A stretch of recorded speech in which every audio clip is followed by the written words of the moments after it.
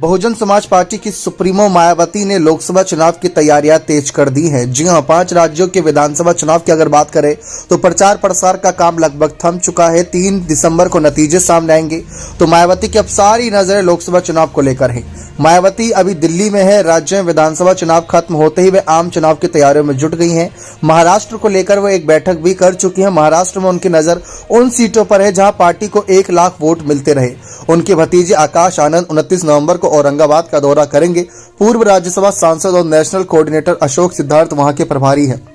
ये सीट अभी असदुद्दीन ओवैसी की पार्टी एआईएमआईएम के पास है। इम्तियाज जलील यहां से लोकसभा के सांसद हैं। मायावती ने आकाश आनंद को जगह जगह जाकर सभाएं और मीटिंग करने को कहा है। मायावती के लिए उनका सबसे मजबूत गढ़ ही उनके लिए सबसे बड़ी चुनौती है। यूपी के लिए क्या करें? मायावती अकेले चुनाव लड़ना चाहती हैं, लेकिन पार्टी के अधिकतर नेता गठबंधन के पक्ष में है। लेकिन बीएसपी चीफ को यह बताने की हिम्मत कौन करे? पार्टी से लोकसभा के एक सांसद ने कहा कि बिना गठबंधन के हमारा भविष्य चौपट हो सकता है।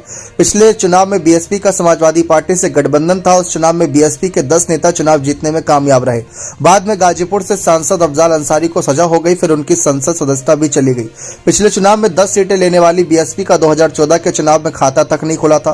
पार्टी के बाकी बचे 9 सांसदों में से कोई अब तक समाजवादी पार्टी से लेकर कांग्रेस के संपर्क में है।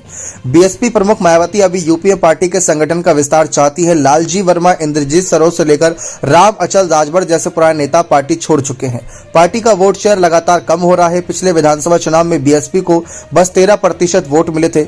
यूपी की 4 बार मुख्यमंत्री रह चुकी मायावती ने 30 नवंबर को यूपी के नेताओं की बैठक बुलाई है, जिसमें सभी मंडल कोऑर्डिनेटर अपनी रिपोर्ट कार्ड पेश करेंगे। सितंबर के महीने में बीएसपी चीफ ने नेताओं को टास्क दिया था। बूथ से लेकर मंडल स्तर तक संगठन को मजबूत करने को कहा गया था। बीएसपी के पास लोकसभा में 9 और राज्यसभा के 1 सांसद हैं। तो ऐसे में देखना दिलचस्प रहेगा कि मायावती की ये तैयारियां कितनी असरदार साबित रहती हैं। क्या 9 सांसदों में से कोई ये कहने की हिम्मत जुटा पाएगा कि मायावती जी आप गठबंधन कर लीजिए?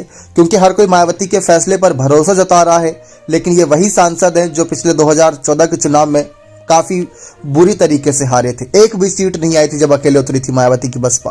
तो हालातों को देखते हुए मायावती ने तो फैसला ले लिया है, लेकिन क्या सांसद उनके फैसले के साथ बने रहेंगे? सवाल ये है। बने रहे चैनल के साथ।